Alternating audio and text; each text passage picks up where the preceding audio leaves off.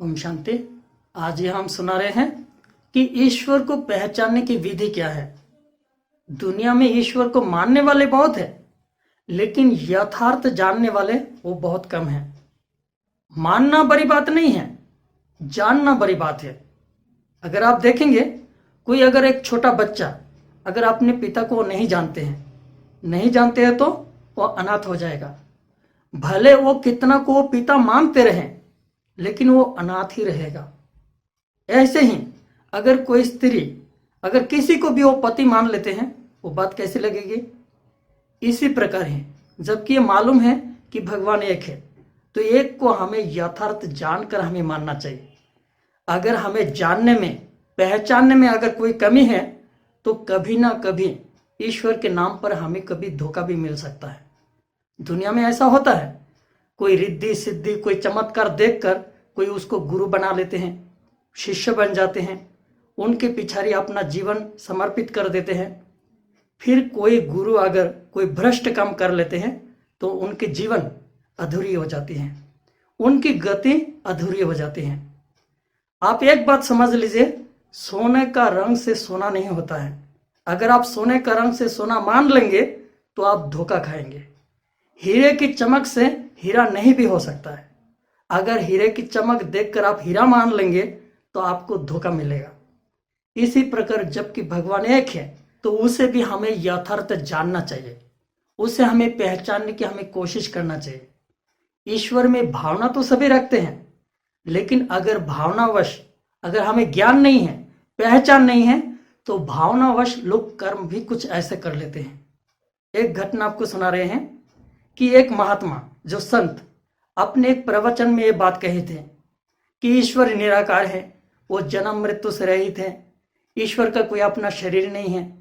लेकिन जब ईश्वर हमारे पास गुप्त रूप में आए तो हमें उसे पहचानना चाहिए, नहीं तो हम ईश्वरीय मिलन से वंचित रह जाएंगे। लेकिन उस प्रवचन में उन्होंने कोई ईश्वर को पहचानने की विधि बताई नहीं। लेकिन उस प्रवचन सुनकर एक माता जी जो गांव में रहने वाली थी, एक दिन क्या हुआ कि खुले आंगन में, घर के खुले आंगन में लकड़ी के चूल्हे से रोटी बना रहे थे। रोटी छेक कर वो साइड में रख रहे थे। अचानक कहां से कुत्ता आकर एक रोटी लेकर भाग गए, और जैसे ही वो माताजी ने देखे तो रोटी और चूल्हा छोड़कर हाथ में घी लेकर कुत्ते के पीछे वो दौड़ रही थी कि हे प्रभु जी रुक जाओ, सूखी रोटी तो मत खाओ, कम से कम घी तो लगा दूं।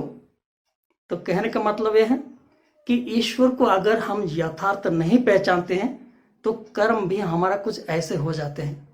इसीलिए हमें ईश्वर को पहचानने की विधि को समझना चाहिए। पहचानने की विधि माना 5 बातों से ईश्वर की पहचान होती है। 5 बातों में पहली बात होती है, ईश्वर सर्वमान्य है। भगवान माना कोई एक व्यक्ति का भगवान नहीं होता है।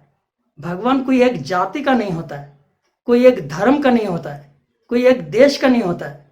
भगवान माना सर्वमान्य, सबके लिए वो एक है।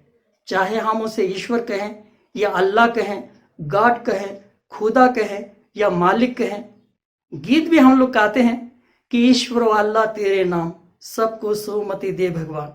जो ईश्वर है वही अल्लाह है, कोई अलग अलग नहीं है। और दूसरी बात है, ईश्वर सर्वोच्च है, वो सबसे उच्च है। भगवान आकर जन्म लेकर किसी को माता पिता नहीं बनाते। अगर वो जन्म लेकर किसी को माता पिता बनाए तो माता पिता उनसे उच्च हो जाएगा। किसी से शिक्षा लेंगे तो टीचर उच्च हो जाएगा। अगर किसी को गुरु बनाएंगे तो गुरु उनसे उच्च हो जाएगा। तो भगवान किसी को माता पिता नहीं बनाते हैं, किसी को टीचर नहीं बनाते हैं, किसी को गुरु नहीं बनाते। ईश्वर वो सर्वोच्च है। और तीसरी बात है, वो सर्वज्ञ है। भगवान सब कुछ जानता है। सब कुछ जानता है माना सृष्टि के आदि से लेकर अंत तक सब कुछ जानता है। हर धर्म को जानते हैं, धर्म के स्थापकों को जानते हैं, हर धर्म के शास्त्र को जानते हैं, कर्मों की गति को जानते हैं, विज्ञान को जानते हैं। और सब कुछ जानते हैं माना फिर जो वर्णन करे, जिनसे ये सारी बातों हम सुनते हैं, उन्हें ही हम भगवान कह सकते हैं। और चौथी बात है कि ईश्वर सर्वशक्तिमान है। सर्वशक्तिमान माना यह नहीं है कोई अंगुली पर कोई पहाड़ उठा दे, या कोई पर्वत लेकर उड़कर दिखा दे, या कोई मरे हुए को जिंदा करके दिखा दे। इस प्रकार से नहीं, ईश्वर सर्वशक्तिमान माना सारी दुनिया को परिवर्तन करने की शक्ति ईश्वर में है। सारी सृष्टि को, इस कलियुगी दुनिया को विनाश करके सतयुगी बना दे। इसलिए ईश्वर के लिए गायन भी है, यदा यदा ही धर्मस्य ग्लानि भवति भारत। उसमें पूरे श्लोक में आता है, जब धर्म की अति ग्लानि होती है मैं आता हूं, सारे अधर्मों को नाश करके मैं पुनः सत्य धर्म की स्थापना करता हूं। अर्थात इस कलियुगी दुनिया को खत्म करके फिर से सतयुग बना दे, इस नरक तिल्लो दुनिया को स्वर्ग बना दे। ये शक्ति जिनमें है उनको भगवान कहेंगे। और पांचवी बात है, ईश्वर सर्वसे न्यारा है। हम सबसे ईश्वर न्यारा है। इसमें भी 5 बातें आती हैं।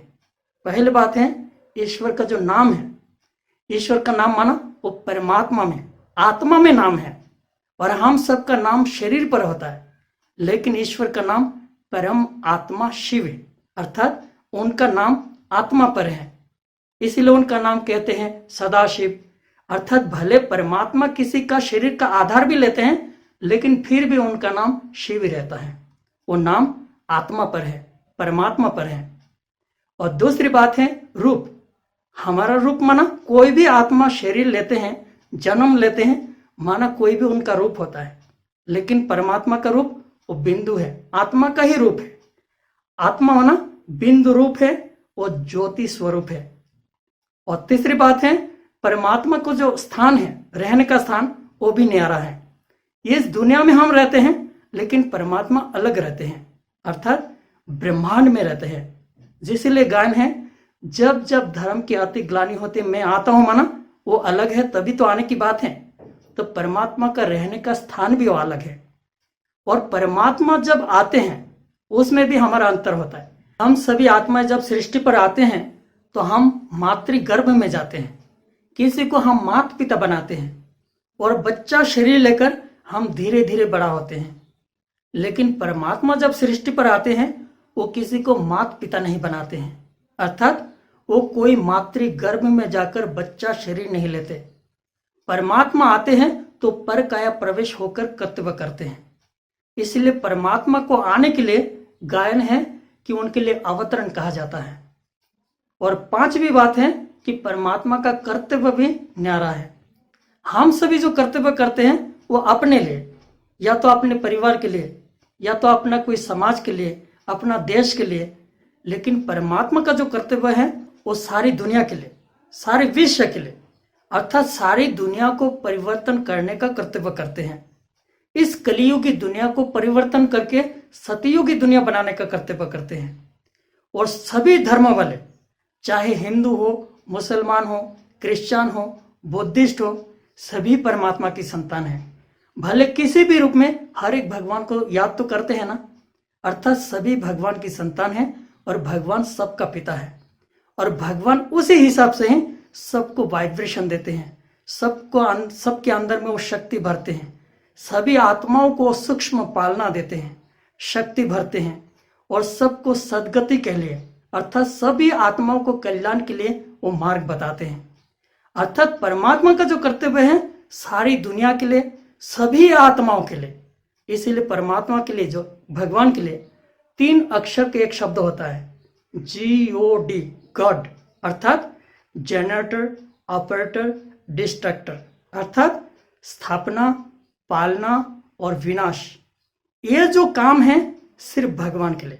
और ये सारे कर्तव्य जिनसे हमें दिखाई देते हैं उनको ही हमें भगवान समझना चाहिए। तो कहने का मतलब है, हम भगवान को मानते तो है, लेकिन हमें यथार्थ पहचानना चाहिए, और पहचान कर उसे हमें मानना चाहिए। ओम शांति।